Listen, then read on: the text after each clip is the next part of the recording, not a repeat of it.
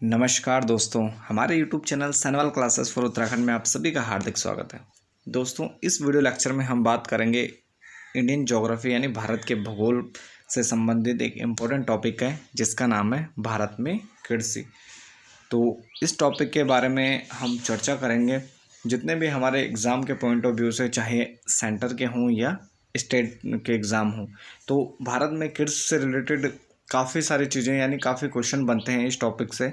तो इसलिए जो भी इसमें इम्पोर्टेंट चीज़ें हैं उन सभी के बारे में हम इस वीडियो लेक्चर में चर्चा करेंगे। तो आइए प्रारंभ करते हैं।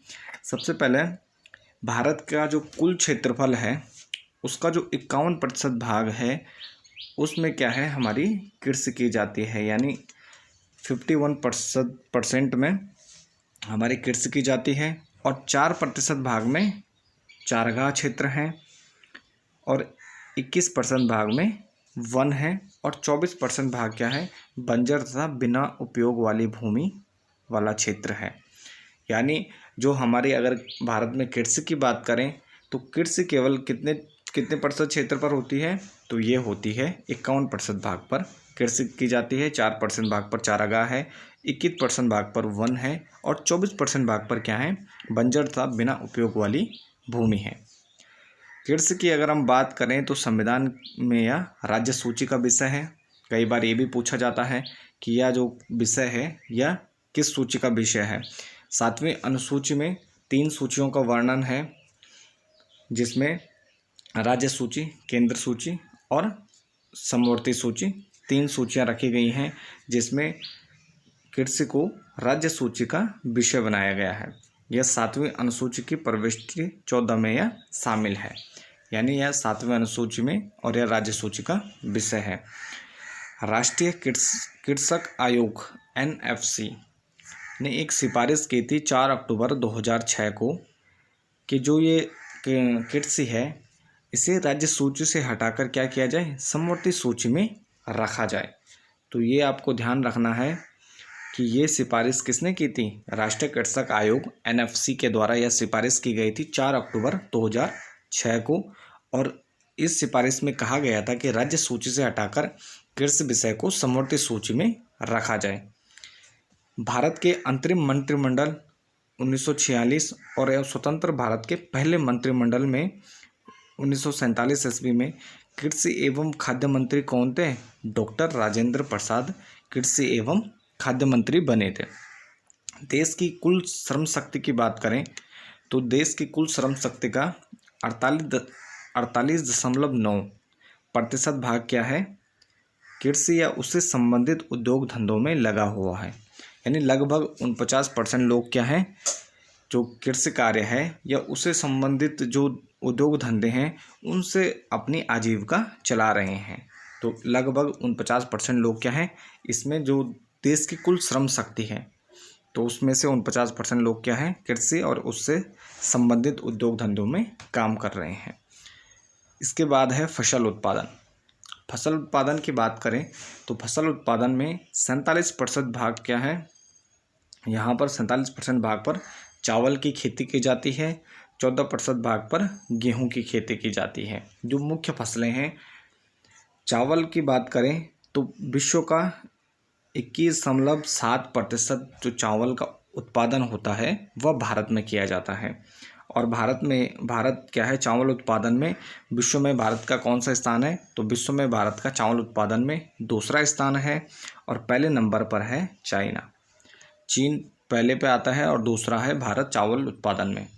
भारत की यह मुख्य खाद्य फसल है। चावल भारत की क्या है, मुख्य खाद्य फसल है और विश्व में यह दूसरे स्थान पर है।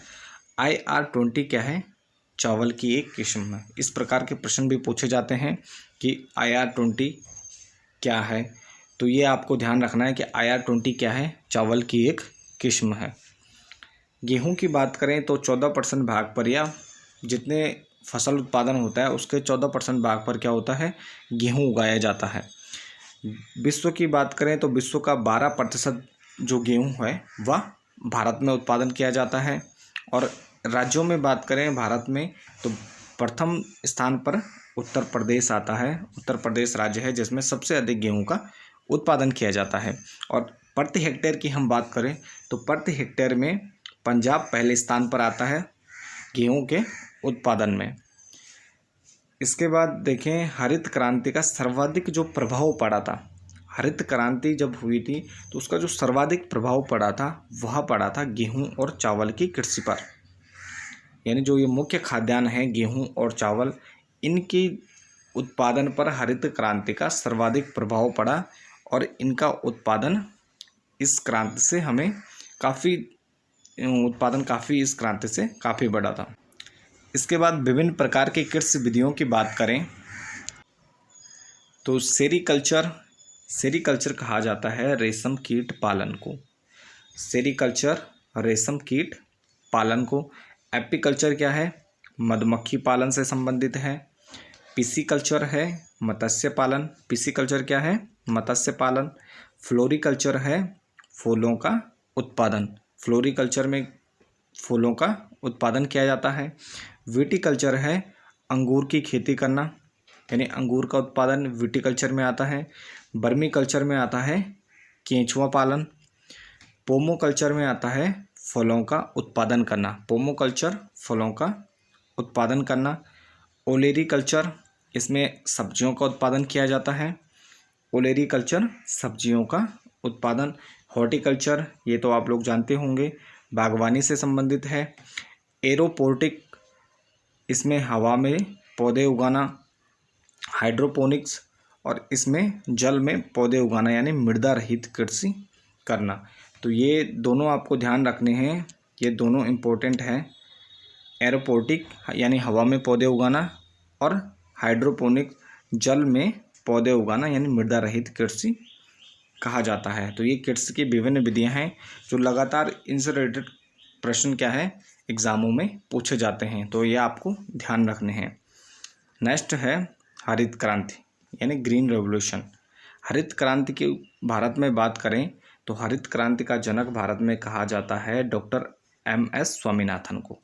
हरित क्रांति के जनक कौन है? डॉक्टर MS स्वामीनाथन हैं। और हरित क्रांति प्रारंभ कब हुई थी? 1967-68 में यह प्रारंभ होती है। द्वितीय हरित क्रांति, फिर पुनः दोबारा से हरित क्रांति प्रारंभ की जाती है 1983-84 ईस्वी में। पहली बार की जाती है 1967-68 में और पुनः की जाती है 1983-84 में। और जो द्वितीय हरित क्रांति थी उसका जो मुख्य उद्देश्य था, एक तो अनाज उत्पादन, दूसरा निवेश एवं कृषकों को दी जाने वाली सेवाओं का विस्तार। इसमें उत्पादन, अनाज का उत्पादन, निवेश एवं कृषि को दी जाने वाली जितनी भी सेवाएं हैं उनका विस्तार किया गया इस द्वितीय हरित क्रांति में। और ये कब हुई थी? 1983-84 में द्वितीय हरित क्रांति होती है और पहली 1967-68 में। अब इन क्रांतियों के बारे में देख लेते हैं कि विभिन्न कृषि क्रांतियाँ किससे संबंधित हैं। हरित क्रांति का संबंध है खाद्यान्न उत्पादन से। हरित क्रांति का संबंध किससे है? खाद्यान्न उत्पादन से। श्वेत क्रांति का संबंध है दुग्ध उत्पादन से। नीली क्रांति किसे कहा जाता है? मत्स्य उत्पादन को नीली क्रांति मत्स्य उत्पादन को।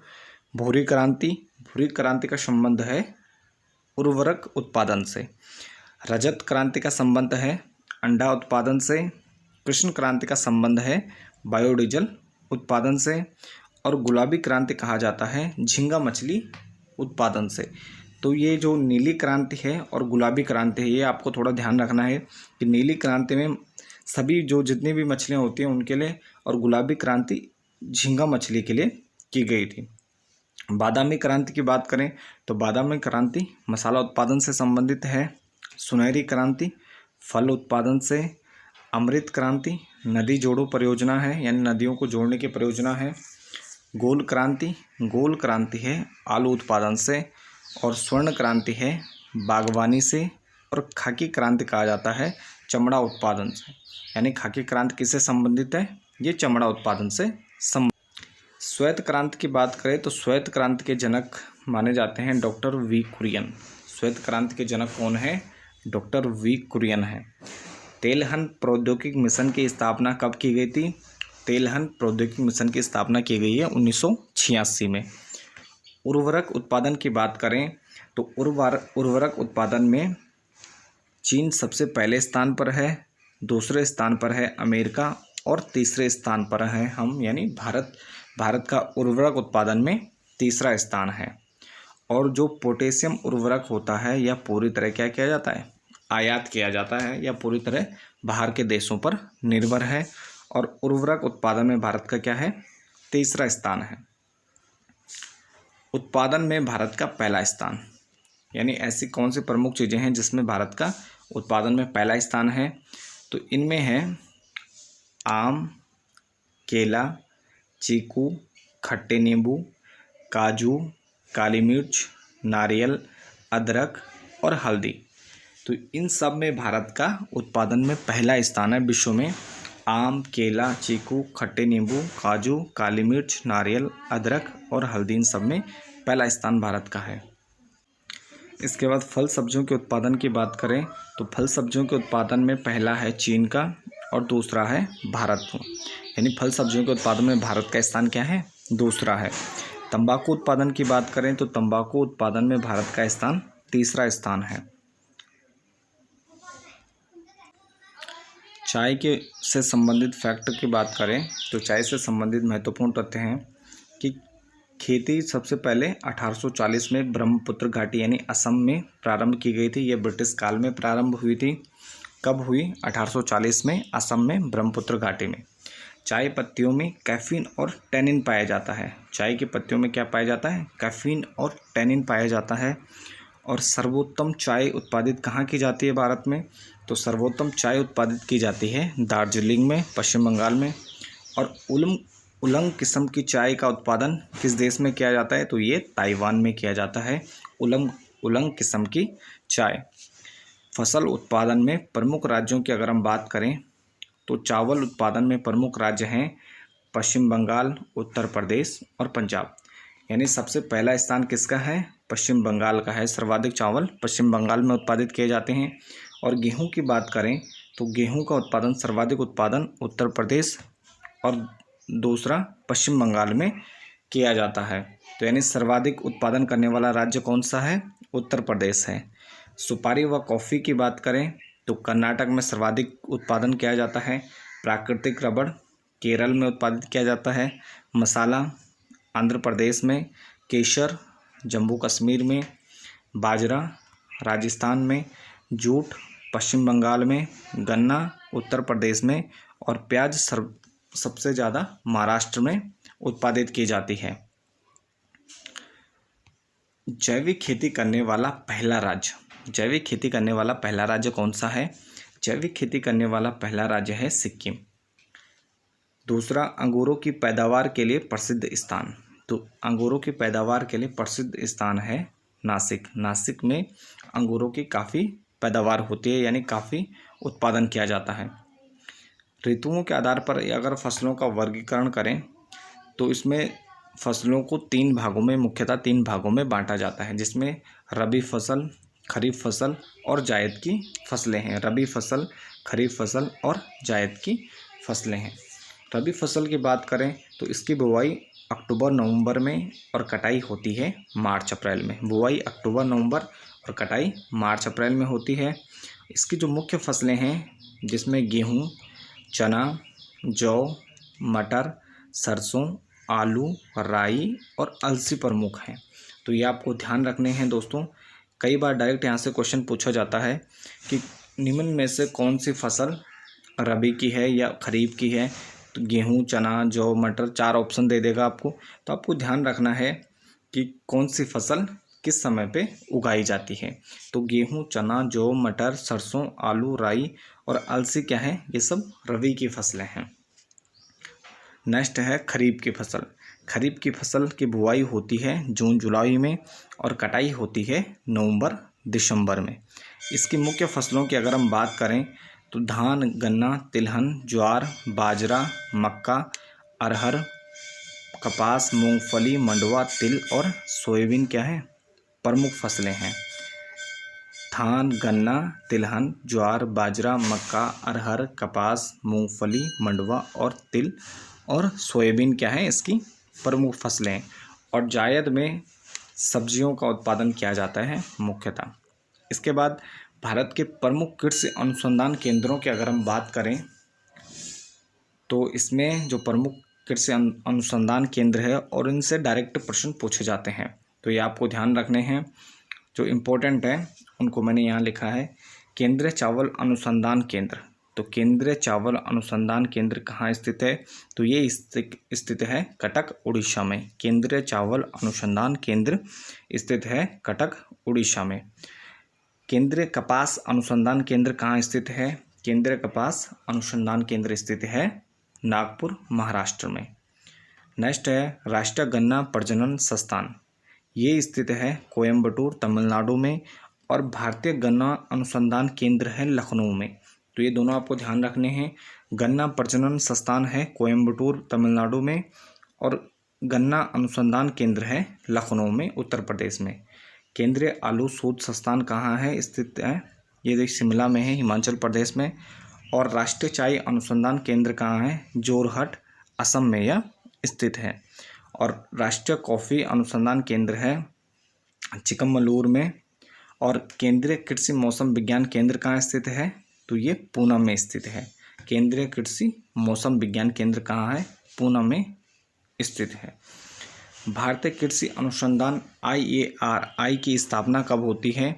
तो भारतीय कृषि अनुसंधान संस्थान की स्थापना होती है 1905 में, और यह पूसा, बिहार में की जाती है।